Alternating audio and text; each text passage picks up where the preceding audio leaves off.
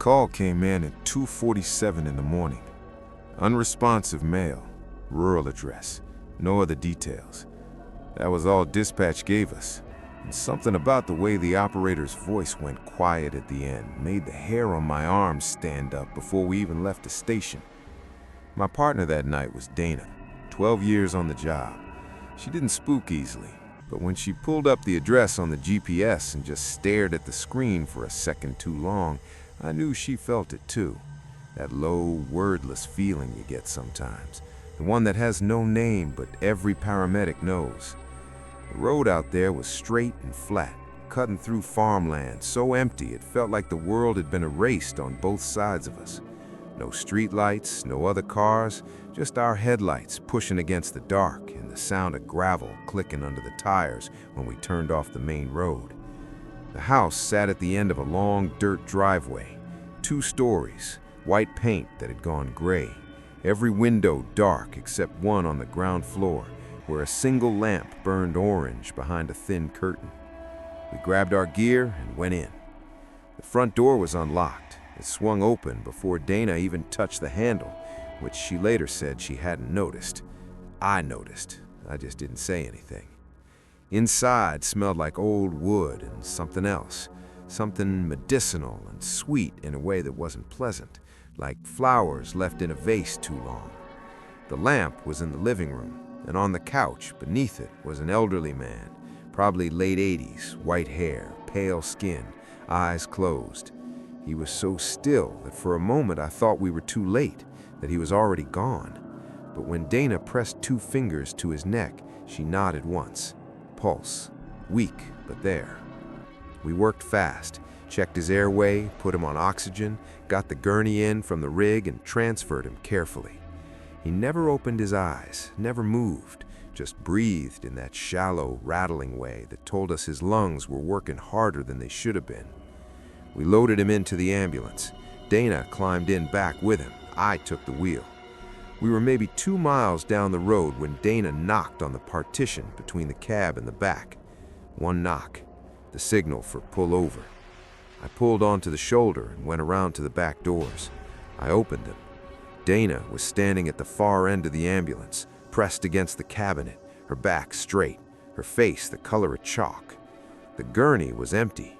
The straps were still buckled. The oxygen mask was still there, fogged slightly on the inside as if someone had just been breathing into it. The blanket was still shaped, like someone was lying under it, but when I pulled it back, there was nothing underneath. "He was right there," Dana said. Her voice was very quiet. "I was checking his pressure. I looked down at the cuff for maybe 5 seconds. When I looked back up, he was gone." The back doors of the ambulance had not opened. I would have heard them. The partition between the cab and the back was solid. There was nowhere to go. We stood there in the dark on the side of that rural road, the ambulance lights strobing red into the fields around us, and neither of us spoke.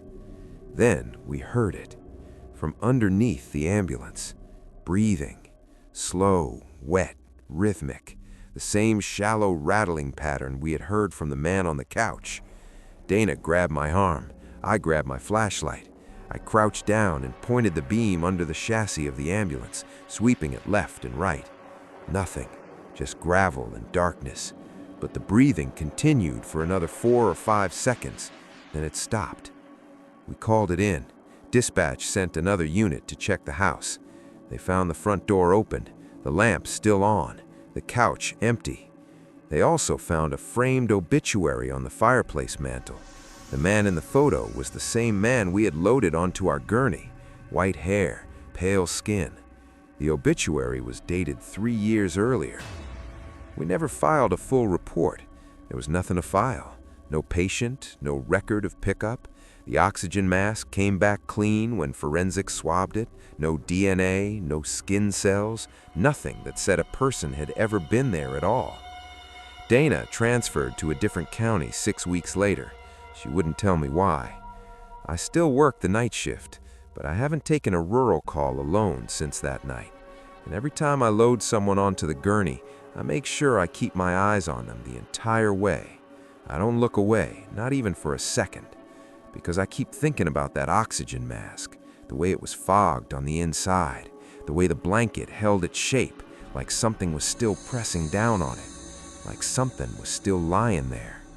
And I think about the breathing under the ambulance, slow and wet and patient, the way you breathe when you're not in a hurry, when you know you'll get where you're going eventually.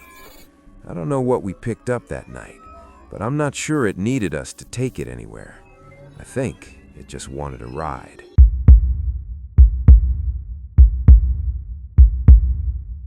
Most hospitals have a rhythm at night, a heartbeat of their own.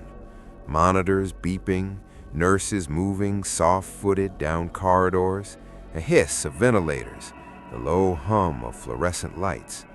You work enough night shifts inside a hospital, and that rhythm becomes background noise, the same way people who live near train tracks stop hearing the trains. But you always notice when the rhythm breaks. I was doing an inter-facility transfer that night, moving a stroke patient from a small community hospital to a larger trauma center 40 minutes away. Routine call. The patient was stable, conscious, able to squeeze your hand when asked. Her name was Patricia. She was 63. She kept asking about her cat.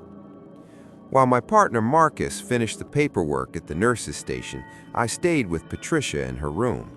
It was at the end of a long hallway on the 3rd floor. The ward was mostly empty that night. Budget cuts had consolidated patients, so it was just us up there and 2 nurses at the station near the elevators and the long, quiet hallway between. Patricia was telling me her cat's name was Gerald when she stopped talking. Not the way people stop when they lose their train of thought, the way people stop when they hear something. Her eyes moved to the door. I turned and looked. The door was open about 6 inches. The hallway beyond was dim. One of the overhead lights was doing that slow flicker that old fluorescents do, cycling from pale yellow to almost nothing and back again. "Is someone out there?" Patricia asked. "Just the nurses," I said. "You're okay." She didn't look convinced. She kept her eyes on that gap in the door. "There was someone standing there a minute ago, just standing, not moving." I told her it was probably a staff member checking in. I told her not to worry. I went to the door and opened it fully and looked down the hallway. It was empty.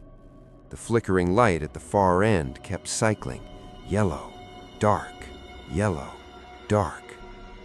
I turned to go back to Patricia's bedside. That's when I heard it. Down the hall, from one of the empty rooms, a sound so quiet I almost talked myself out of having heard it at all. But I stood still and listened, and it came again. Breathing. Not distressed breathing, not snoring, just slow, even, deliberate breathing.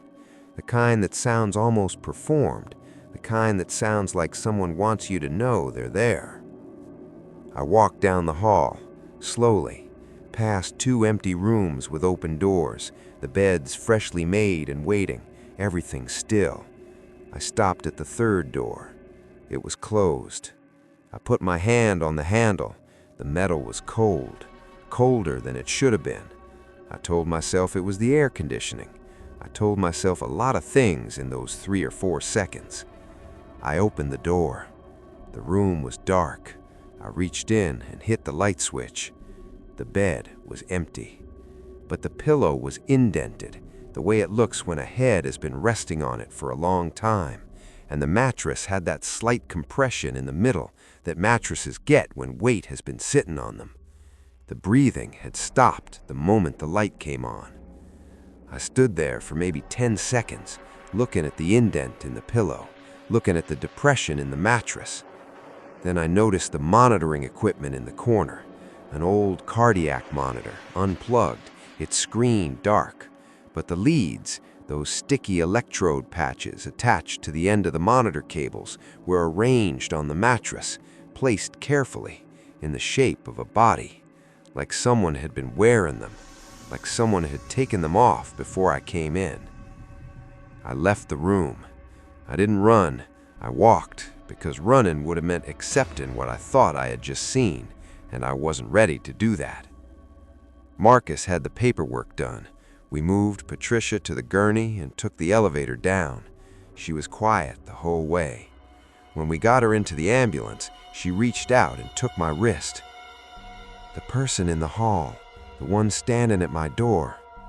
"Yes?" I said. "I've been on that ward 4 times in the last 2 years. I know the staff up there. I know their faces." She paused. I didn't know that face. I asked her to describe it. She looked at me for a long moment. "It didn't have one," she said.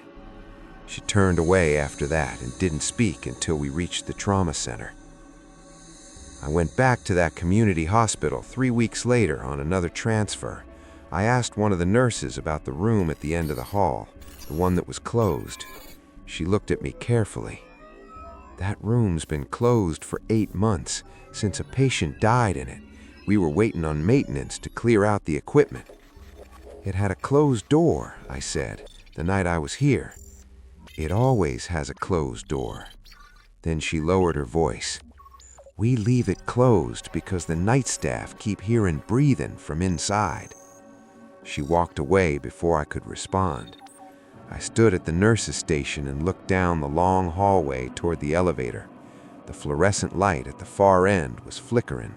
Yellow, dark, yellow, dark. I didn't look at the closed door at the end of the hall. I didn't want to know if it was open.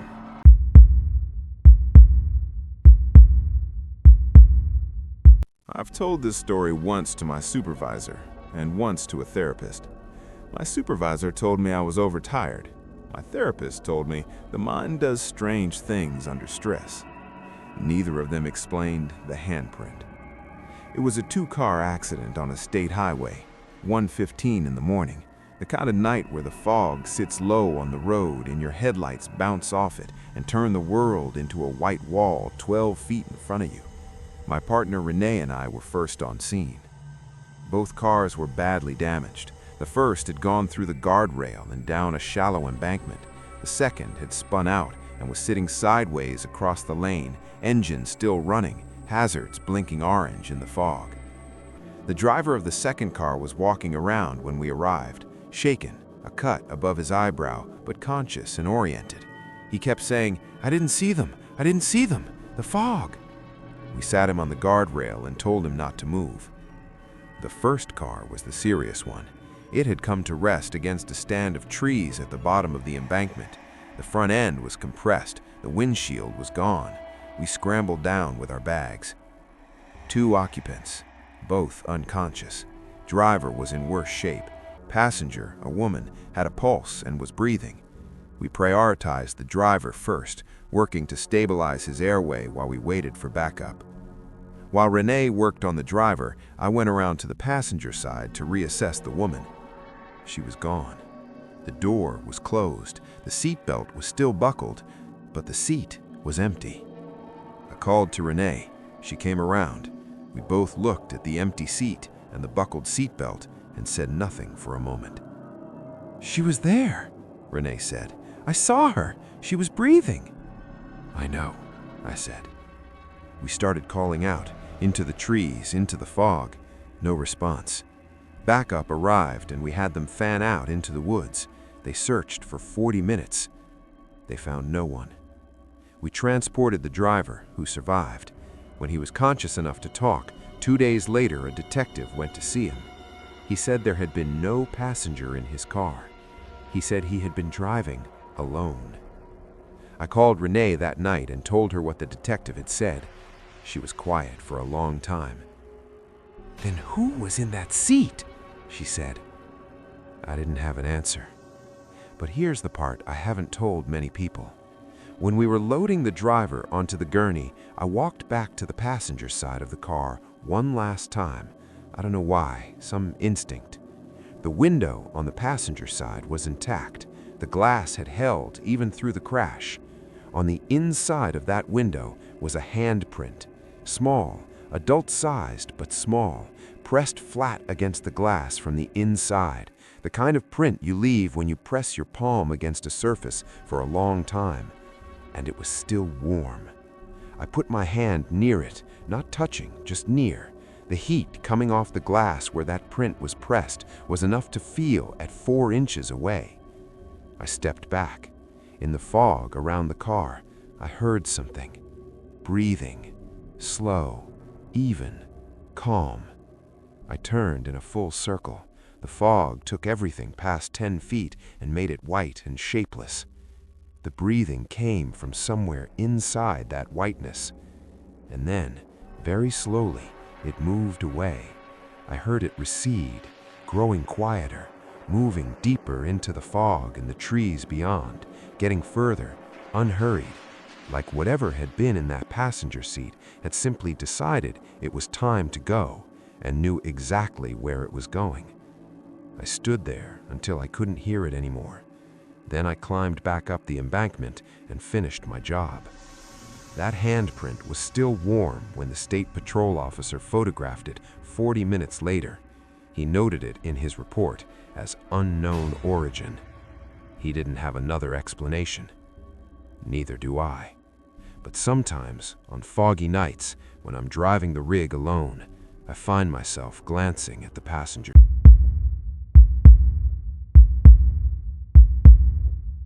Dispatch sent us to the same address twice in one night.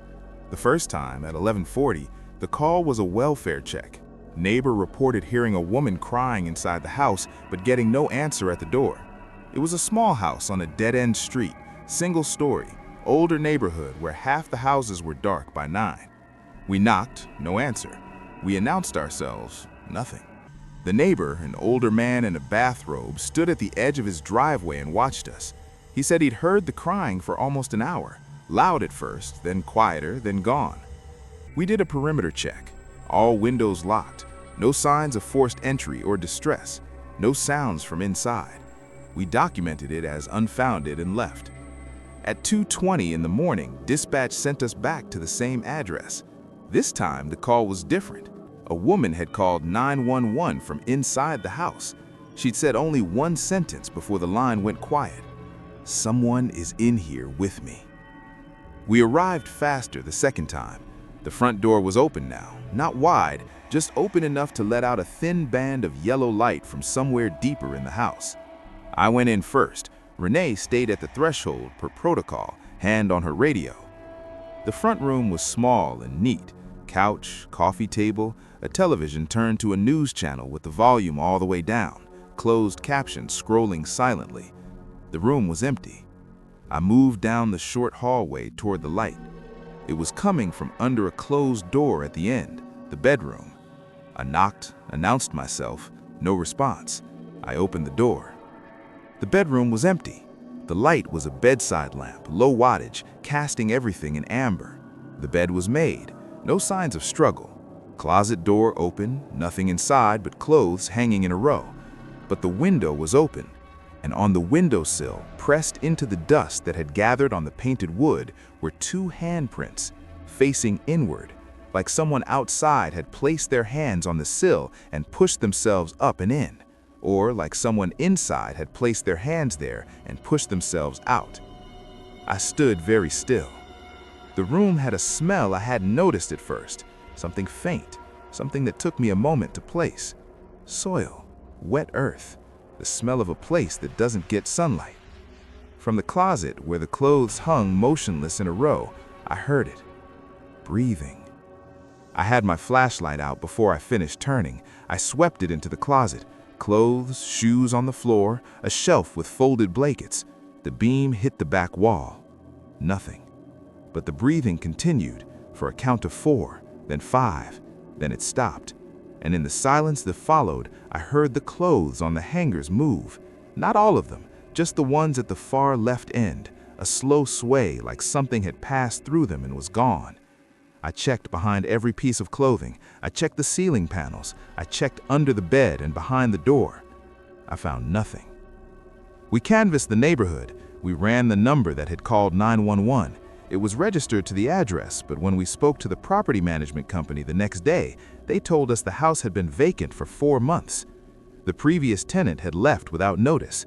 She had not given a forwarding address. She had left all of her belongings, including the clothes in the closet.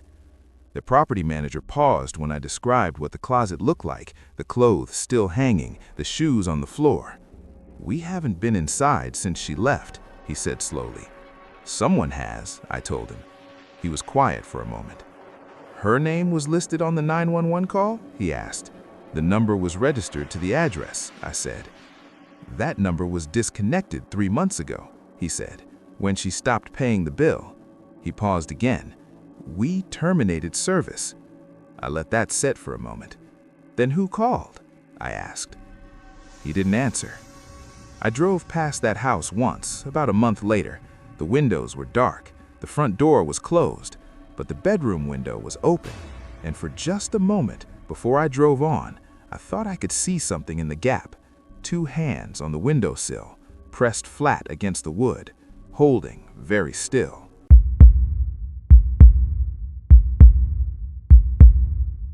I don't talk about this one at work. Some things you keep quiet, not because you're embarrassed, but because saying them out loud makes them too real. Makes them something you have to keep carrying instead of something you can leave at the edge of your memory where it doesn't press too hard. The patient was a woman in her mid-70s, cardiac event. Her daughter had called 911, and when we arrived, the daughter was in the hallway outside the bedroom, crying quietly into her hands, and the patient was in the bed, responsive but weak, her color bad. We went to work. I was at the head of the bed managing her airway, and my partner Tom was getting her vitals, standard procedure. The daughter stayed in the hall because we needed the space and because watching us work was hard for family. It always is. About 3 minutes in, the patient grabbed my wrist. Not the weak grip of an unwell elderly woman, a strong grip, deliberate. I looked at her face. Her eyes were open and focused past me on something over my shoulder at the foot of the bed. I turned. There was a child standing there. A small child, maybe 6 or 7 years old. A girl, I thought, standing perfectly still at the foot of the bed, wearing a white nightgown, her hair dark and loose around her face.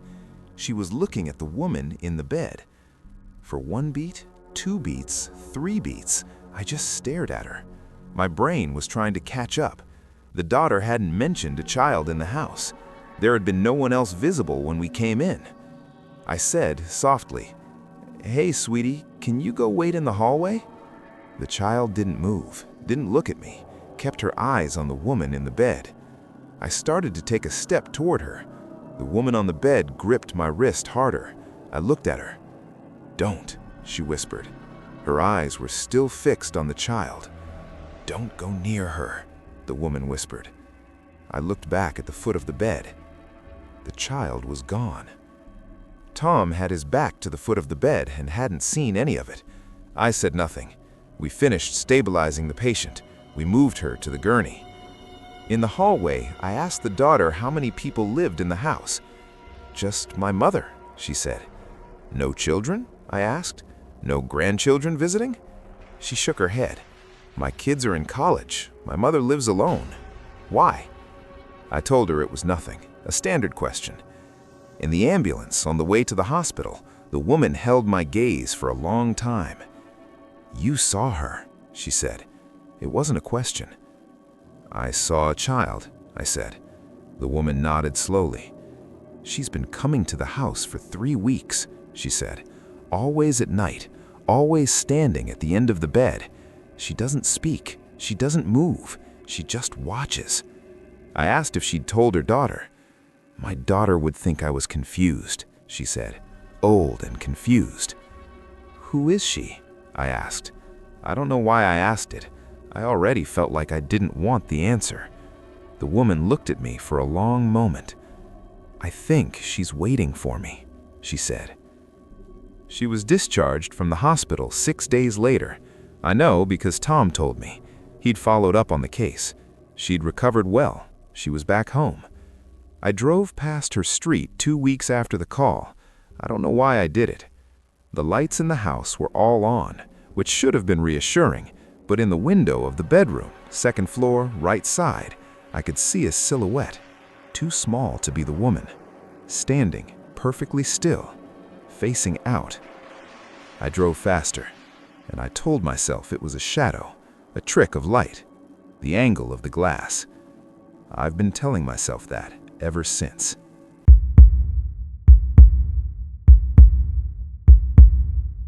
High-rise calls have their own kind of horror. Not the supernatural kind, usually.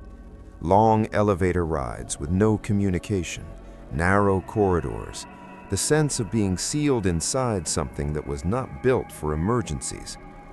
The call came from the 9th floor of a residential building downtown. Possible overdose, anonymous caller, no other information. My partner that night was a newer medic, about 8 months on the job. Her name was Sarah. She was steady and calm and good at her job, but she hadn't worked enough nights to go quiet in the way that experienced medics do. She still talked when things felt wrong. I'd learned not to. The building manager let us in and took us to the elevator. He was in his 60s, thin, wearing a cardigan despite the heat. He told us he hadn't seen the tenant on 9 in a while. He said it without any particular alarm, the way building managers say things about tenants they don't check on enough. The elevator was small, mirrored on 3 sides. The 4 of us stood in it, me and Sarah and the manager and our gear bags, and rode up in silence. The 9th floor hallway was dim. The overhead lights were running on a timer, the kind that click on when they detect motion, and several of them were slow to respond, so we walked into pools of darkness that lit up late, just a second behind us, like the light was following us instead of guiding us. Apartment 914 was at the end of the hall. The door was ajar. The manager called out. No response. We pushed in. The apartment was dark and smelled stale, like it had been closed up for days. We turned on our flashlights. Living room with the curtains drawn, a couch, a table with takeout containers on it that had gone dry and hard, a television on the floor, unplugged. The bedroom door was partially open. Sarah pushed it with her foot. The man was on the floor beside the bed, unconscious but breathing, weak pulse. We started working. Narcan, airway check, vitals. While Sarah managed the patient, I did a quick sweep of the rest of the apartment. Bathroom clear, kitchen clear. I came back to the bedroom and stood at the door. From the hallway behind me, something moved. Not a sound exactly, more like a pressure change, the way the air in a room shifts when someone comes into it. I turned around. The hallway was empty as far as my flashlight reached, but the light at the far end of the hall, the one nearest the elevator, had clicked on. Motion activated. I stood very still. Sarah was talking to the patient, giving him the calm, professional narration paramedics give. "You're going to be okay. We've got you. Can you hear me?" From the hallway, faint enough that I almost missed it under Sarah's voice, came breathing. Slow, not labored, almost peaceful. I took 3 steps toward the hallway door and stopped. The light at the far end of the corridor went dark, then the next one, closer now, then the next, each one going dark in sequence, like something was moving towards us, killing the motion sensors, not by being still, but by being something the sensors didn't recognize as motion, being something the sensors didn't register at all. The last light, the one directly outside apartment 914, went dark. I reached over and pulled the apartment door closed. Sarah looked up from the patient. "What are you doing?" I said, "Drafts. I don't want him to get cold." She nodded and went back to work. The door to the apartment had a window set into it at eye level, a small rectangle of glass. I watched the hallway through it while Sarah finished her assessment. In the darkness outside, 3 feet from the door, something was standing. I could not see it. The hallway was black, but I could see what it did to the darkness around it. A density, a shape where the dark was darker than everywhere else. It stood there without moving for the entire time we were in that apartment. When the backup unit arrived and the elevator opened and new light came in from its interior, the hallway lit up for a moment. There was nothing there. We transported the patient. He survived. I never told Sarah what I saw through that glass, but the building manager rode down with us in the elevator, and just before the doors opened on the ground floor, he said something. The tenants on 9 have been complaining for about a month, something in the hallway at night. They hear it outside their doors. Hear what? Sarah asked. He glanced at me like he knew I already knew. He said, breathing. The elevator doors opened. None of us moved for just a moment. Then we walked out into the light.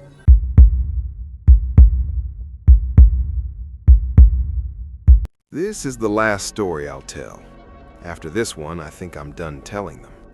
Not because they stop being true, because I think something is listening when I tell them, and I think it's getting closer. The call was a heart attack, residential neighborhood, 3 in the morning, the kind of deep quiet that settles over suburban streets in the last hours before dawn, when even the dogs are done barking, and the only sound is the occasional car passing on the highway 2 miles away. The caller was the patient himself, a man named David, 61. He had called calmly, clearly, described his symptoms precisely, given his address clearly, and then told the operator something that she noted in the call log. He said, "There's someone outside my window. I can hear them breathing. Please hurry." We hurried. David was in his kitchen when we arrived, sitting in a chair he'd pulled to the center of the room, as far from the walls as he could get. He was pale and sweating and gripping the edge of the kitchen table. He was having a heart attack, no question, but his eyes kept moving to the window over the sink. I asked him about the breathing as I placed the leads. He was a precise man, even in distress. He described it clearly. He'd woken up at around 2:30, hearing something outside his bedroom window, a sound he could only describe as breathing, very close to the glass. He'd gotten up and turned on the bedroom light and heard it move, around the outside of the house, past the bathroom window, past the hallway window, into the backyard. He had moved through the house tracking it, turning on lights ahead of it, and each time he turned on a light, the breathing moved away from that window, as if it disliked the light. It had been outside the kitchen window for the last 15 minutes. I looked at the window over the sink. The glass was dark, the backyard beyond it invisible. My partner, Marcus, was on the radio calling for backup, and I was attaching the monitor leads, and David was watching the window. And for a few minutes, the kitchen was full of sound and motion, and everything was all right. Then Marcus stepped outside to flag down the incoming unit, and the kitchen went quiet. David and I looked at each other, and from directly outside the kitchen window came the sound. Breathing, slow, even, patient, completely without urgency, like something that had been waiting outside this man's house in the dark and the cold for hours and was not bothered by the wait at all. Like waiting was something it did without effort. Like waiting was what it was for. David's hand found mine and gripped it. "It was doing this before my chest started hurting," he said quietly. "It started when I heard the breathing. The pain started after." I kept my eyes on the monitor. His rhythm was bad, but not critical yet. I kept working. "Has this happened before?" I asked. I kept my voice level. "Twice," he said. "The last 2 weeks. I wake up hearing it outside my window. By morning, it's gone." He paused. "I didn't call anyone the first 2 times because I thought I was dreaming." The breathing outside the window continued. I want to be honest about this next part, which is why I have difficulty saying it. After perhaps 2 minutes, the breathing changed. It had been outside, clearly outside on the other side of the glass, and then, in a way I cannot explain architecturally or logically, it was not outside anymore. The quality of the sound changed, the way sound changes when it moves from an open space to an enclosed one, from outside a building to inside it. It was still slow, still even, still patient, but it was in the kitchen with us. David made a sound I have never heard a person make before or since. A small sound, very quiet, that came from somewhere below language. I looked around the kitchen, under the table, at the door to the hallway, the door to the back porch, which I checked was locked. The window over the sink was closed. Nothing had opened, nothing had come through, but the breathing was there, in the room, moving slowly, the sound drifting from near the window to near the hallway door, to near the corner by the refrigerator. Like whatever it was exploring. Marcus came back in. The moment the back door opened, the breathing stopped. Just gone, between 1 second and the next. Marcus looked at me.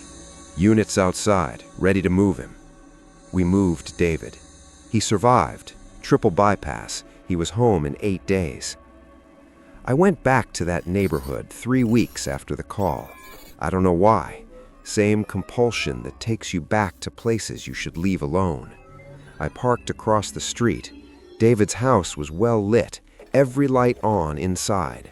The driveway had a new motion sensor floodlight. The lights were all on, but as I sat there, watching, every light in the house went off. One room, then the next, in sequence, like something was moving through the house, turning them off, room by room, working its way toward the front.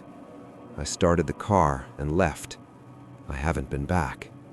But here's the thing that stays with me, the thing that keeps me awake on the nights when the shift is over and the house is quiet, and I'm lying in bed trying not to listen too hard.